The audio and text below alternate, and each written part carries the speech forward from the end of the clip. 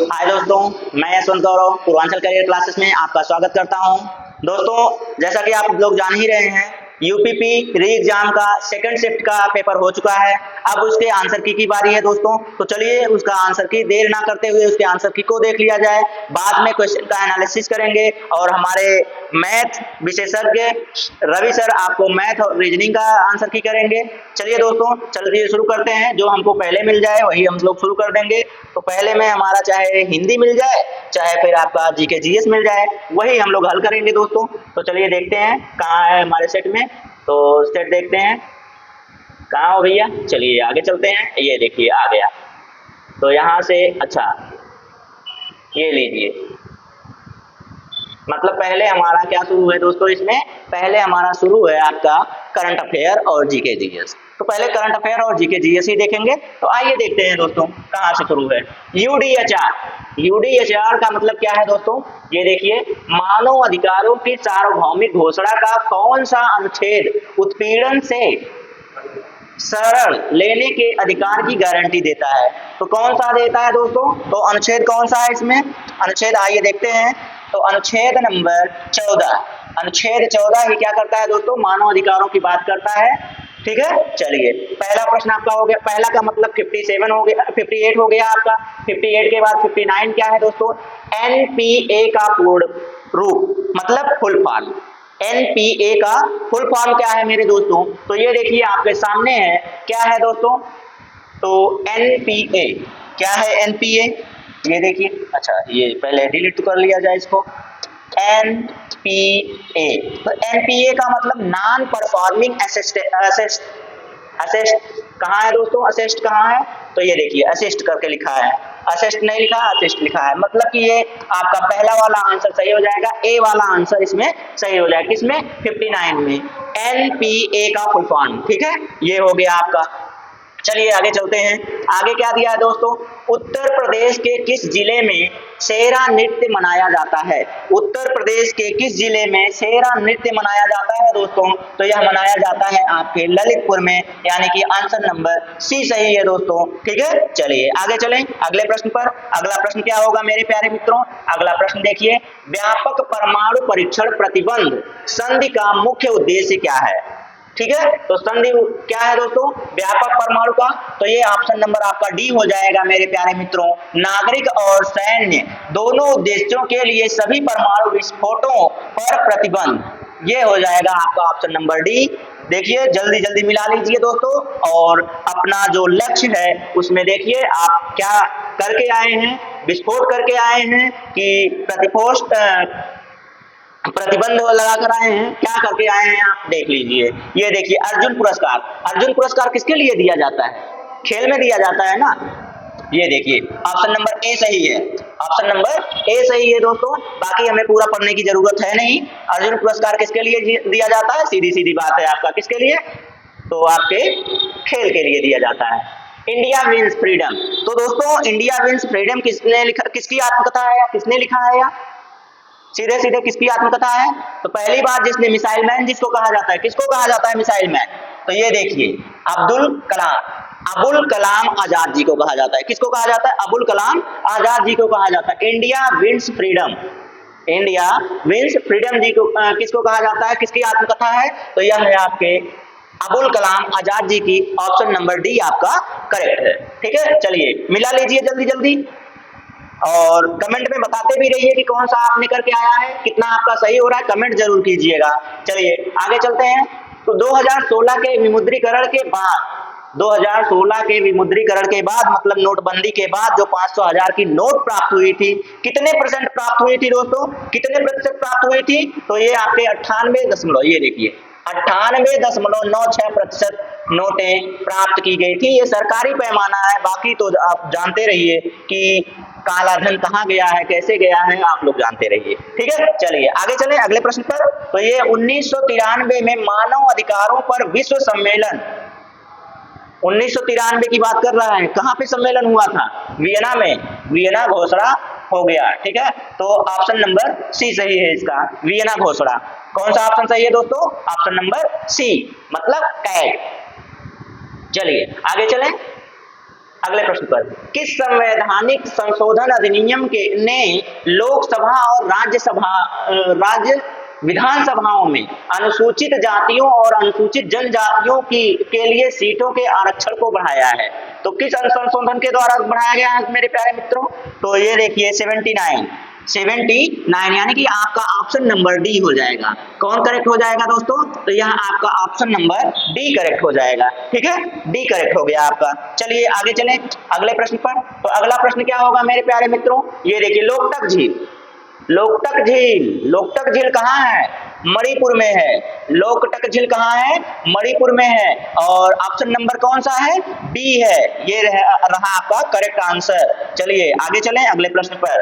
अगला प्रश्न क्या है मेरे प्यारे मित्रों? प्रस्तावना यानी कि जिसे उद्देशिका मैंने कितनी बार पढ़ाया था? प्रस्तावना उद्देशिका, ठीक है, में राष्ट्र की एकता और अखंडता शब्दों का किस मौलिक सिद्धांत को बढ़ावा देता है? एकता और अखंडता, साथ में बंधुता, किसको बढ़ावा देता है? बंधुता को। ऑप्शन नंबर सी सही है दोस्तों। कौन सा ऑप्शन नंबर सही है? सी सही है। क्वेश्चन नंबर 68 का, क्वेश्चन नंबर 68 हो गया। क्वेश्चन नंबर 69 हो गया दोस्तों। 69 पर चलते हैं। क्या है? एक सॉफ्टवेयर प्रोग्राम है जो इंटरनेट के माध्यम से आने वाले सभी डेटा को फिल्टर करता है। आने वाले सभी डेटा को क्या करता है? फिल्टर करता है दोस्तों। उस सॉफ्टवेयर का क्या नाम है? तो उसका नाम है फायरवॉल। क्या नाम है दोस्तों? फायरवॉल। ऑप्शन नंबर डी है। क्या है दोस्तों? तो फायरवॉल ऑप्शन नंबर डी हो गया। चलिए आगे चलें अगले प्रश्न पर। तो अगला प्रश्न क्या है मेरे प्यारे मित्रों? ये देखिए, दर्शकों के साथ संवाद करने के लिए सोशल मीडिया प्लेटफॉर्म के रणनीति उपयोग के लिए कौन सा शब्द प्रयोग में लाया गया है दोस्तों? तो कौन सा शब्द प्रयोग में लाया गया है? कौन सा शब्द है वह?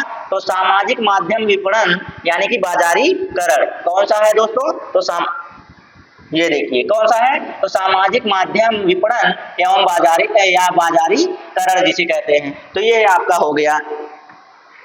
चलिए अगले प्रश्न पर चलते हैं। अगला प्रश्न क्या है दोस्तों? ये देखिए आगे चलते हैं अगले प्रश्न पर। क्वेश्चन नंबर आपका 71।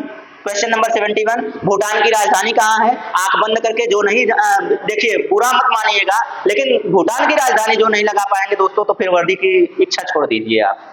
ठीक है, तो ये जिसने भी पढ़ा है दोस्तों, जिसने भी बढ़िया से पढ़ा है वो आंख बंद करके लगा के आएगा। कौन है? Thimphu. Option number C. Option number C, Thimphu. किसकी राजधानी है थिम्पू? तो भूटान की राजधानी है। चलिए, भारत में सबसे लंबा नदी पुल कौन सा है? भारत में सबसे लंबा नदी पुल कौन सा है दोस्तों? बढ़िया प्रश्न है। कौन सा है? भूपेन हजारिका सेतु। भूपेन हजारिका सेतु क्या है दोस्तों? 72 का ऑप्शन नंबर डी सही है। 72 का ऑप्शन नंबर डी सही है। चलिए आगे चलें अगले प्रश्न पर। अगला प्रश्न क्या है? 73। भारत सरकार ने किसान क्रेडिट कार्ड योजना कब पेश किया था? कब पेश किया था दोस्तों? तो कब पेश किया था? 1998 में। 1998 में। कोई ऑप्शन मिल रहा है आपका? हाँ, आपका ऑप्शन मिल रहा है अगस्त 1998 यानी कि option number B. Option number B सही है आपका। सरकार ने किसान क्रेडिट कार्ड कब पेश किया था? तो वह पेश किया था आपके 1998 यानी कि 98 में। चलिए आगे चलें। तो अगला प्रश्न क्या है मेरे प्यारे मित्रों? अच्छा, यहाँ पे भारत और वियतनाम के बीच साझेदारी से उनके क्षेत्रीय सुरक्षा परिदृश्य में किस प्रकार परिवर्तन आएगा? किस प्रकार परिवर्तन आएगा जरा बताइए तो। रक्षा सहयोग एवं समुद्री सुरक्षा बढ़ाकर। ये देखिए, तो कौन सा option number? Option number C है दोस्तों। ऑप्शन नंबर सी सही होगा। सी ऑप्शन मत देखिए आप, ऑप्शन मत देखिए। क्यों ऑप्शन नहीं देखेंगे? क्योंकि आपका पता नहीं आपकी सीरीज कौन सी है। ए बी सी के पी के एम एन ओ कौन सा है पता नहीं, तो इसीलिए कह रहे हैं आप रक्षा सहयोग और समुद्री सुरक्षा बढ़ाकर इस ऑप्शन को देखेंगे, ना कि आप ऑप्शन सी देखेंगे। चलिए आगे चलें, और जिसकी सीरीज यही है वो तो ऑप्शन देख ही लेगा। चलिए आगे बढ़ाते हैं। तो आप प्रश्नों को मिलाइएगा, ठीक है। जून 2024 तक लोकसभा में विपक्ष के नेता कौन है? ये देखिए करंट का प्रश्न, सबसे पहला, सबसे ताजा वाला जो मैंने कहा था ना, अभी पक कर आया है, अभी एकदम गर्मा गर्म आया है। कौन है? राहुल गांधी है विपक्ष के नेता इस समय। चलिए आगे चले अगले प्रश्न पर। तो राहुल गांधी हो गए। अगला प्रश्न क्या है, तुगलकनामा किसने लिखा है दोस्तों? तुगलकनामा अमीर खुसरो। तुगलकनामा कौन? अमीर खुसरो। ऑप्शन नंबर ए सही है, लेकिन कौन है? तो अमीर खुसरो। ठीक है, चलिए आगे चलें। अगला प्रश्न क्या है, तो जल्दी जल्दी कर लेते हैं दोस्तों, जल्दी जल्दी मिला लीजिए और अपने खुशियों को जाहिर कीजिए कि आपने नौकरी पाई है कि नहीं पाई है। चलिए, अंतरराष्ट्रीय अक्षय ऊर्जा एजेंसी क्या करती है? क्या करती है? अक्षय नवीकरण ऊर्जा के उपयोग को बढ़ावा देती है। ऊर्जा के उपयोग को क्या करती है? बढ़ावा देती है। अक्षय नवीकरणीय ऊर्जा के उपयोग को क्या करती है? बढ़ावा देती है। ऑप्शन नंबर ए ही सही हो गया दोस्तों। चलिए आगे चलें अगले प्रश्न पर। अगला प्रश्न क्या है, वैश्विक आतंकवाद विरोधी प्रयासों के समन्वय के लिए किस संगठन को जिम्मेदार माना जाता है? किस संगठन को जिम्मेदार माना जाता है? यूएनसीसीटी है, ये देखिए ऑप्शन नंबर डी में है यूएनसीसीटी। यूएनसीसीटी ये रहा आपका ऑप्शन। चलिए आगे चलते हैं। अगला प्रश्न क्या है, अगला प्रश्न देख लेते हैं दोस्तों। अगला प्रश्न, दूध उत्पाद ब्रेड आदि आवश्यक वस्तुओं का जीएसटी दर क्या है? मैंने जीएसटी दर आपको पढ़ाया था, कितने थे? 5 थे। ठीक है, कितने थे? 5 थे। कौन कौन से थे? बाकी सामने 4 ठो हैं, एक 0% हो गया। तो इसमें कौन सा लगता है दोस्तों? दूध के लिए 5%। कितना लगता है? 5%। दूध ब्रेड के लिए कितना लगता है? 5%। चलिए आगे चलें। चंद्रमा पर नासा के मानवयुक्त लैंडिंग मिशन को क्या नाम दिया गया है? 2024-25 तक होने की संभावना है। क्या नाम है दोस्तों? बताइए क्या नाम है उसका, जो 2024-25 तक जाने की संभावना की गई है चंद्रमा पर नासा के मानवयुक्त लैंडिंग के लिए? क्या नाम दिया गया है? आर्टिमस 1, आर्टिमस 2 ऐसे था ना? तो आर्टिमस याद आया कि नहीं आया? ये देखिए आर्टिमस।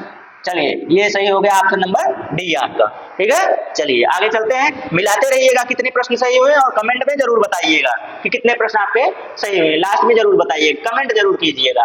अंतरराष्ट्रीय थर्मोन्यूक्लियर प्रायोगिक रिएक्टर यानी कि क्या है? इटर। चलिए, तो परियोजना का उद्देश्य निम्नलिखित की व्यवहार्यता प्रदर्शित करना क्या कहलाता है? बताइए जरा क्या कहलाता है दोस्तों, जल्दी से क्या कहलाता है? ऊर्जा उत्पादन के लिए परमाणु विखंडन, अंतरिक्ष। तो ये हो गया आपका ऊर्जा उत्पादन के लिए परमाणु विखंडन। क्या कहलाता है दोस्तों? ऊर्जा उत्पादन के लिए परमाणु विखंडन कहलाता है। चलिए आगे चलें अगले प्रश्न पर। अगला प्रश्न क्या है, ये देखिए 14 सितंबर को कौन सा दिवस मनाया जाता है? मैंने बार बार पढ़ाया था आपको, बहुत ज्यादा तो नहीं पढ़ाया था, कम ही पढ़ाया था, लेकिन उतने में भी पढ़ा दिया था। क्या पढ़ाया था? राष्ट्रीय हिंदी दिवस। कहाँ गया राष्ट्रीय? हाँ ये देखिए राष्ट्रीय हिंदी दिवस 14 सितंबर, राष्ट्रीय हिंदी दिवस। ठीक है, चलिए विश्व हिंदी दिवस 10 जनवरी। आगे चलते हैं, यहाँ इस पर विश्लेषण करने की कोई जरूरत नहीं। भारतमाला परियोजना किससे जुड़ी हुई है? भारतमाला परियोजना, सड़क नहीं रहेगी तो माला कैसे पहनाएंगे भारत को? चलिए भारत में कैसे दौड़ेंगे? तो सड़क मार्ग। चलिए, और उसके बाद निम्नलिखित में से कौन सा त्योहार प्रकाश त्योहार के नाम से जाना जाता है? अब ये बताइए, ये तो आंख बंद करके, ये फ्री में प्रश्न मिले हैं आपको, बोनस अंक है ये आपके लिए। ये प्रश्न, पिछला वाला प्रश्न, उसके ऊपर वाला प्रश्न, ये सभी बोनस अंक हैं आपके लिए। अगर आपने नहीं किया तो भाई फिर क्या ही कहना। चलिए आगे आइए, क्या है ये प्रश्न? प्रश्न क्या है दोस्तों? त्योहार को प्रकाश का त्योहार कहते हैं। अब किसमें दिया हुआ जलाते हैं भैया? पटाखे सटा के फोड़ते हैं दीपावली में ना, तो दीपावली आंसर हो गया आपका। आगे बढ़ते हैं अगले प्रश्न पर। भारतीय जीएसटी में निम्नलिखित में से किस प्रकार कर प्रस्तुत किया जाता है? किस प्रकार से किया जाता है दोस्तों? सेवा के आधार पर। किस पर? सेवा के आधार पे। इसीलिए जीएसटी का नाम क्या है? गुड्स एवं सर्विस टैक्स। गुड्स एवं सर्विस टैक्स, इसीलिए तो सेवा कर आ गया। क्या हो गया? सेवा कर के रूप में। ठीक है, मतलब आपकी सेवा करेंगे इसीलिए टैक्स ले रहे हैं। चलिए ये हो गया। अगला प्रश्न क्या होगा? मतलब हर टॉपिक से, जहां से टॉपिक दिए गए हैं आपके विषय सूची में, वहां से प्रश्न पूछे गए हैं। निम्नलिखित में से किसने पहली बार बुनियादी शिक्षा बापूजी, कौन है? बुनियादी शिक्षा महात्मा गांधी। पूरा प्रश्न पढ़ने की जरूरत नहीं है, आप लगा के अगर थोड़ा सा भी आप पढ़े हैं ना, लगा कर आगे निकल जाएंगे, आपके लिए बहुत आसान हो जाएगा। चलिए आगे चलते हैं। बापूजी, महात्मा गांधी, जो लोग आराम से सुनना चाहते हैं, महात्मा गांधी जी ने बुनियादी शिक्षा दिया था, पहली बार क्या किया था? प्रतिपादित किया था। चलिए, भारत में 2020-21 में कौन सा राज्य मसालों के लिए प्रमुख था? प्रमुख था, है कौन? मसालों की घाटी केरल। चलिए, लेकिन यहाँ पर ये आंसर मत लगाइए, वो मत ढूंढिएगा। ये पूछा है 2020-21 में, 2020-21 में पूछा है कौन? एमपी। एमपी यानी कि मध्य प्रदेश। मध्य प्रदेश हो जाएगा मसालों के लिए, मसालों के लिए मध्य प्रदेश। चलिए आगे चलें, तो ये क्या है? प्रथम लाइफ टाइम डिस्टर्बिंग, प्रथम life time disturbing the peace award यानी कि शांति भंग का आजीवन पुरस्कार किसे प्राप्त किया, किसे प्राप्त हुआ दोस्तों? तो यह है आपके सलमान रुश्दी। कौन है दोस्तों? सलमान रुश्दी। ठीक है, चलिए ये हो गया आपका। अब अगला प्रश्न कौन सा है? प्रश्न नंबर इसलिए नहीं बता रहे हैं क्योंकि सीरीज में आपके अलग अलग होगा, इसीलिए प्रश्न नंबर नहीं बता रहे, प्रश्न पढ़ रहे हैं, उसका उत्तर बता रहे हैं, तो मिलाते चलिए। ठीक है, आराम से मिलाते चलिए। जितने लोग आगे पीछे देखेंगे कहेंगे क्यों नहीं बता रहे हैं, तो इसलिए बीच में बता दे रहे हैं। आगे, सबसे कम लिंगानुपात, भैया कितने अच्छे से पढ़ाए थे। सबसे कम लिंगानुपात आपके हरियाणा में है। कौन है? हरियाणा में है। कहाँ है? हरियाणा में है। ठीक है, चलिए आगे चलते हैं अगले प्रश्न पर। अगला प्रश्न क्या है मेरे प्यारे मित्रों? जनसंख्या N/S, D बराबर N/S कहाँ मिलेगा? देख लीजिएगा, D बराबर डेंसिटी N/S, संख्या मतलब संख्या और स्पेस, ठीक कहाँ है?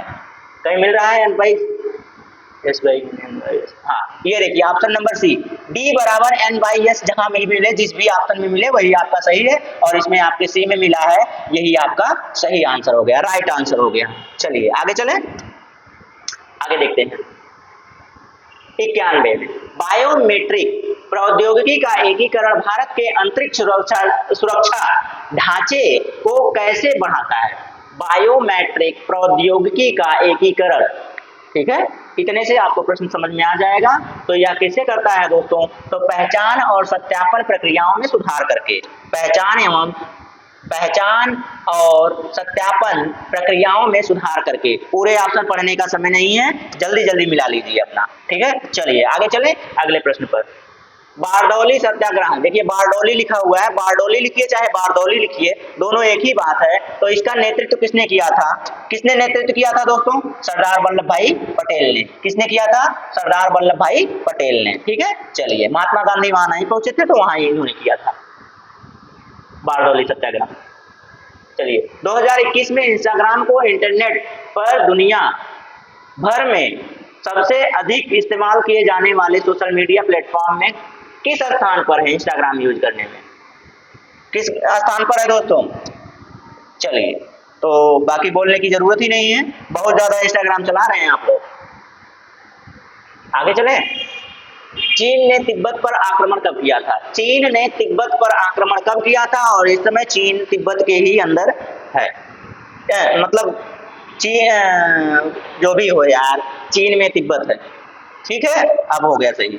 ये देखिए 1950 में, कब किया था? 1950 में। जल्दी कराने के चक्कर में कुछ और बोल जा रहे हैं। चलिए, तो 1950 में सही हो गया आपका। चलिए कोई बात नहीं, यहाँ आते हैं। निम्नलिखित में से जीव को जल प्रदूषण का जैव संकेतक माना जाता है।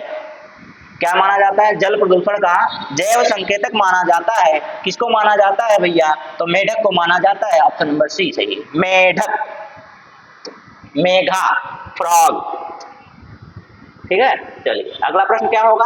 अच्छा ये देखिए आपका आ गया, हाँ ये आपका रीजनिंग आ गया। रीजनिंग हम नहीं बताएंगे, रीजनिंग आपके प्यारे माननीय रवि सर बताएंगे। हम चलते हैं हिंदी पर। आपका पूरा का पूरा करंट अफेयर जीके जीएस समाप्त हो गया। करंट अफेयर और जीके जीएस समाप्त हो गया। कोई भी प्रश्न यदि डाउट में हो तो कमेंट बॉक्स में छाप दीजिएगा, हम उसको बता देंगे, कोई दिक्कत होगी तो। चलिए इसके बाद देखिए, अच्छा ये पहले आपको क्या दिया गया है? पहले झांसी की रानी सुभद्रा कुमारी चौहान प्रसिद्ध है। ठीक है, इतना बढ़िया नकल करवाया है आपको, अगर आप नहीं कर पाए ना हिंदी में, चुल्लू भर पानी लेकर ना डूब मरना। चलो ये देखिए आगे चलते हैं, प्रश्न देखिए। कवित्री की अधिकांश रचनाएं हैं सुभद्रा कुमारी चौहान देशभक्ति पर ज्यादा लिखी हुई हैं। किस पर लिखी हैं दोस्तों? देशभक्ति पूर्ण। ये देखिए ऑप्शन नंबर सी, देशभक्ति पर जाइएगा। खूब लड़ी मर्दानी सी व झांसी वाली रानी में मर्दानी शब्द का अर्थ है, मर्दानी शब्द का अर्थ है भाई वीरांगना। क्या शब्द है, क्या अर्थ है, वीरांगना। ठीक है, चलिए आगे चलें अगले प्रश्न पर। अगला प्रश्न क्या है मेरे प्यारे मित्र, उक्त पद्यांश शीर्षक हो सकता है। नकल करवा दिए हैं तो क्या करोगे, ऊपर पहली ही लाइन पढ़ोगे ना, झांसी की रानी है तो झांसी की रानी, शीर्षक का क्या नाम हो सकता है, झांसी की रानी। खूब लड़ी मर्दानी सी वह झांसी वाली रानी थी। ठीक है, इस कविता की कवित्री का नाम, ए भाई क्या भाई, का भैया, सुभद्रा कुमारी चौहान ने लिखा तो कैसे मरबा, बतावा कैसे करवाई तुम, कहाँ गया। ये देखिए इस कवित्री का नाम क्या है, कवित्री का नाम क्या है भैया। अब सुभद्रा कुमारी चौहान को छोड़कर किसी और को लगा दीजिए तो आपका दुर्भाग्य होगा ना, सबसे बड़ा दुर्भाग्य होगा भैया आपका, अगर आपने गलत कर लिया तो। चलिए थोड़ा सा सांस ले लें फिर आते हैं, आइए अगला प्रश्न क्या है, इस कविता में प्रयोग किया गया रस, कौन सा रस प्रयोग किया गया है मेरे प्यारे मित्र, यहाँ पर कौन सा रस प्रयोग किया गया है। खूब लड़ी मर्दानी सी, कौन लड़ते हैं, वीर लोग लड़ते हैं, वीर रस में जाएंगे ना, उत्साह की बात की जाती है। ठीक है, वीर रस, कौन सा रस, वीर रस, बस समझ जाइए आप। विधुर का स्त्री, विधुर जिसकी पत्नी मर गई हो उसका स्त्रीलिंग, जिसका पति मर गया हो, विधवा क्या होता है, विधवा, कहाँ है, विधवा। ये हो गया सही आंसर आपका। चलिए अगले प्रश्न पर चलें, तुम कब आओगे, बहुत इंतजार किए होगे, कब तुम वर्दी लेके आओगे, घर वाले भी इंतजार कर रहे होंगे, आपकी सहेली भी इंतजार कर रही होंगी कि वर्दी पहन के कब आओगे, तुम कब आओगे।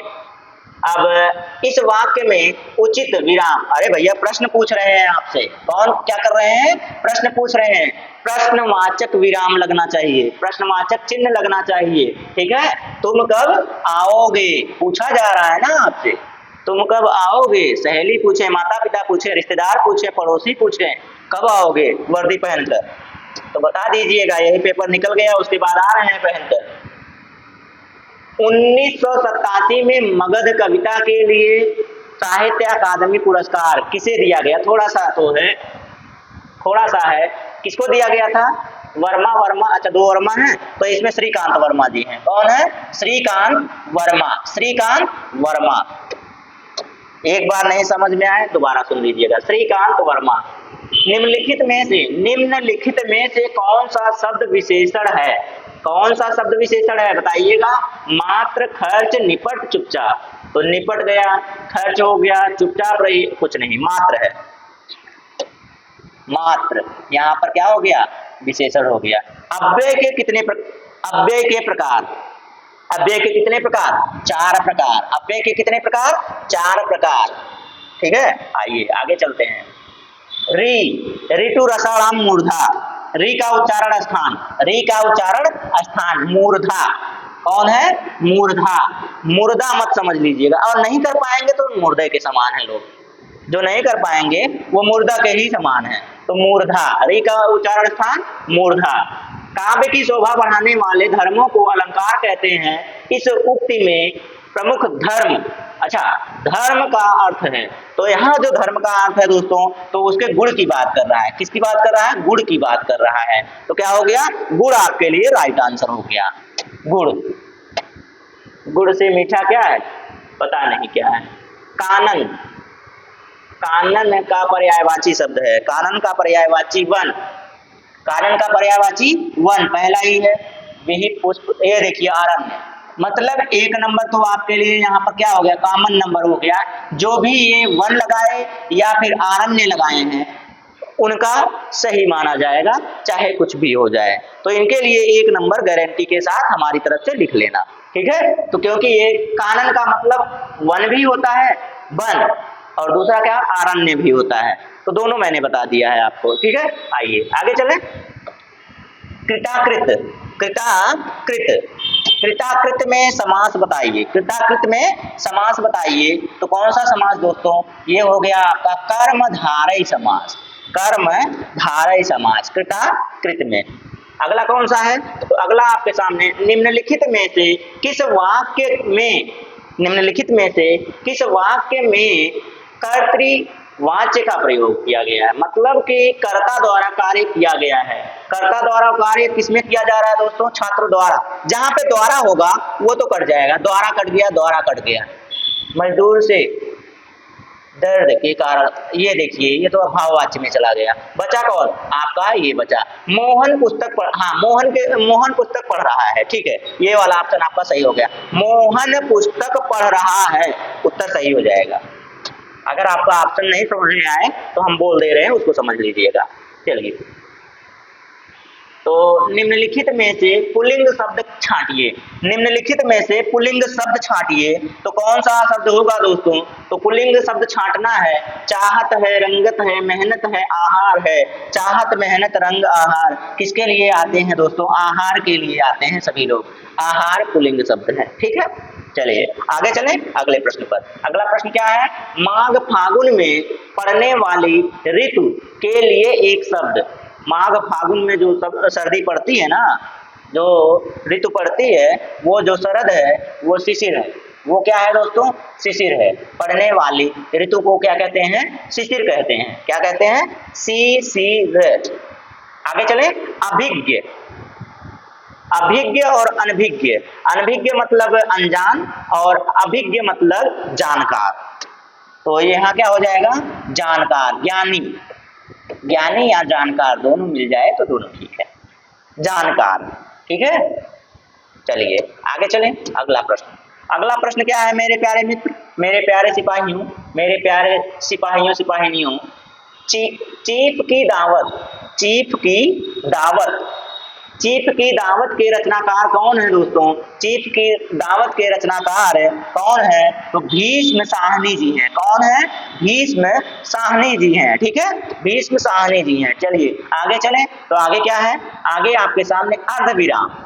अर्धविराम पिछले वाले जो अभी फर्स्ट इनिंग में था उसमें क्या पूछा था? संबोधन पूछा था। और इसमें क्या पूछा है दोस्तों? तो इसमें आपसे पूछा है अर्धविराम। अर्धविराम एक जो ऊपर रहता है, दूसरा नीचे ऐसे रहता है। तो ये बन गया, ये देखिए आपके सामने है, बी में है, ठीक है, ये है अर्धविराम, ठीक। चलिए आगे चलें।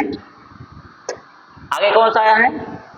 इति मतलब समाप्ति, इति मतलब बाधा। यही पहला वाला सही है। समाप्ति और बाधा, समाप्ति बाधा, यही युग्म इसका सही है। यही युग्म क्या है? सही है, समाप्ति और बाधा। चलिए आगे चलें। क्या दिया है? निम्नलिखित में से वाक्य के शुद्ध रूप का चयन कीजिए। निम्नलिखित में से वाक्य के शुद्ध रूप का क्या कीजिए? चयन कीजिए। तो मैं गाने, अच्छा मैंने तो देख लिया है ना, मैंने एक बार इसको एनालाइज कर लिया है, इसलिए मैं समय जाया ना करते हुए आपके सीधा आंसर पर चलता हूँ। ये देखिए, मैं गाने का अभ्यास करता हूँ, मैं गाने का अभ्यास करता हूँ, यही आपका आंसर सही हो जाएगा। मैं गाने का अभ्यास करता हूँ जबकि मेरा गला बहुत ही बुरा गाता है। सिर्फ पढ़ाता अच्छा है, वो भी आप लोग कहते हैं तब। अभय उभय, अभय, अभय का मतलब जिसके पास भय ना हो, निर्भय। और उभय मतलब दोनों, निर्भय और दोनों। निर्भय और दोनों किस युग में है? अच्छा दोनों तो उल्टा है, ये अभय और ये उभय। अब ये क्या हो गया? निर्भय और दोनों, निर्भय दोनों, निर्भय दोनों। ये आपका ऑप्शन आपका सही हो गया। लगा लीजिए जल्दी जल्दी। अंधेरी, अंधेर नगरी, अंधेर नगरी जहां अंधेरा हो, सुनसान जगह हो, राज्य विहीन स्थान हो। राज्य विहीन कैसे हो सकता है? अन्याय की जगह, क्या है दोस्तों? अन्याय की जगह। आंसर आपका सही हो गया। कांति, कांति मतलब चमक, क्लांति मतलब क्या होता है? थकावट। हाँ, चमक और थकावट कहाँ गया? ये देखिए, चमक और थकावट, ये युग्म आपका सही हो गया। चमक, थकावट, थक जाते हैं ना, क्लांति हो जाती है। चलिए आगे। आदि, आदि व्याधि शब्द युग में आदि शब्द का अर्थ है। अच्छा एक ही का अर्थ पूछा है, आदि का शब्द पूछा है। आदि मतलब मानसिक कष्ट, आदि मतलब मानसिक कष्ट। चलिए ये भी हो गया आपका, ये आंसर भी हो गया। चलिए आगे चलते हैं अगले प्रश्न पर। त वर्ग, ता वर्ग का उच्चारण स्थान है दोस्तों। त वर्ग का उच्चारण स्थान, तो ये तो हो गया दंत्य। क्या कौन हो गया? दंत्य हो गया, ठीक है, दंत्य। दांतों द्वारा बोला जाता है, दांतों को स्पर्श होता है। चलिए आगे चले। तो वह लाचार है क्योंकि वह अंधा है, वह लाचार है क्योंकि वह अंधा है, यानी कि कारण बता दिया गया। तो कारण है इसमें, कारणवाचक है। हाँ ये देखिए कारणवाचक कौन है, कारणवाचक है। ठीक है चलिए ये भी हो गया आपका। बिनु पग चले सुने बिनु काना, कर बिनु कर्म करे विधि नाना। बिनु पग चले सुने बिनु काना, कर बिनु कर्म करे विधि नाना। तो इसमें अलंकार पूछा है। हाँ अलंकार पूछा है दोस्तों, तो कौन सा अलंकार होगा आपका, ये विभावना अलंकार हो जाएगा। कौन सा अलंकार, विभावना अलंकार हो जाएगा। ठीक है विशेषोक्ति नहीं होगा, असंगति नहीं होगा, दृष्टांत नहीं होगा। चलिए तो ये हो गया आपका आंसर, कौन, विभावना अलंकार। चलिए आगे चलें दोस्तों, आगे कौन सा है, तो ये देखिए निम्नलिखित में से किस क्षेत्र में विशेष योगदान के लिए ज्ञानपीठ पुरस्कार दिया जाता है। अब ये देखिए साहित्य की बात, हिंदी है तो साहित्य में ही तो दिया जाएगा, हिंदी है तो किसमें दिया जाएगा, साहित्य में दिया जाएगा। समाज सेवा, विज्ञान, सिनेमा, क्या मतलब है इसमें, थोड़ी सी जानकारी हो तो समझ जाए। दवाई शब्द का सही बहुवचन वाला रूप है दवाइयाँ। अच्छा ये भी है, दवाइयाँ, दवाइयाँ, दवाएं, दवाइयाँ। अच्छा ये दवैया है, ये दवाइयाँ है, ये दवाएं हैं, नहीं है। अच्छा ये बड़ी ही नहीं रहेगा, ये महाराज जी छुटकी ही रहेगा, दवाइयाँ, दवाइयाँ, दवाइयाँ में छुटकी वाले पर लगाइएगा, ये आपका सही हो जाएगा दवाइयाँ।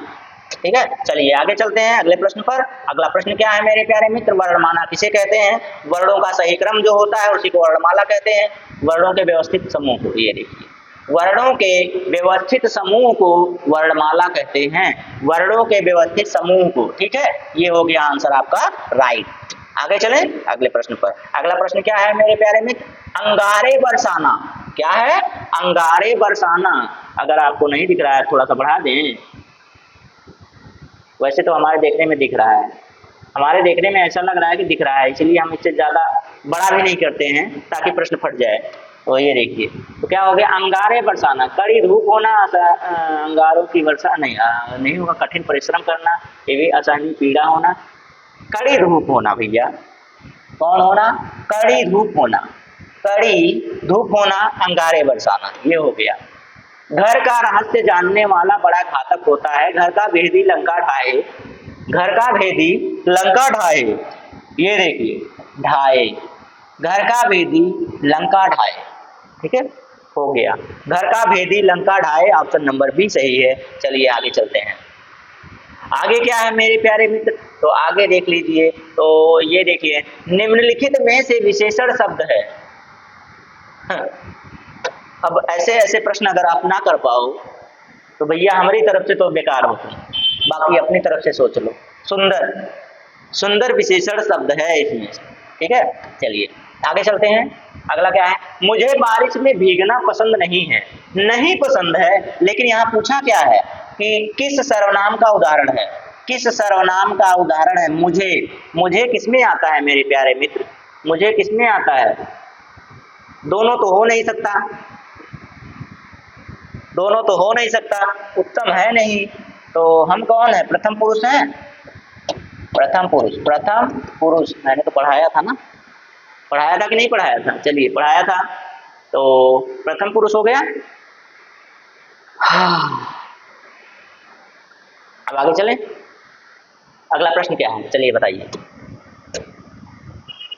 अगला प्रश्न, निर्वासित में, निर्वास धन इत बराबर निर्वासित, कौन सा हो गया, इत है, इत है, इत इत इत आपका उत्तर हो गया, इत आपका सही उत्तर हो गया। और हमने जीके, जीएस, करंट अफेयर के साथ हिंदी भी कंप्लीट कर दिया है दोस्तों। आशा करते हैं आपका बहुत ही अच्छा गया होगा पेपर और आपने बहुत अच्छा किया होगा और आप आसानी से अपने पेपर को क्वालिफाई कर जाएंगे। और अगर आपने सही दिशा में मेहनत किया हुआ है तो वर्दी भी जल्दी ही आपको मिल जाएगी। ठीक है दोस्तों, तो चलिए अब स्वागत कीजिए हमारे मैथ स्पेशलिस्ट, रीजनिंग स्पेशलिस्ट, हमारे माननीय रवि सर का। रवि सर आइए जल्दी से बच्चों को जो उत्सुकता है उसको समाप्त कीजिए। ठीक है।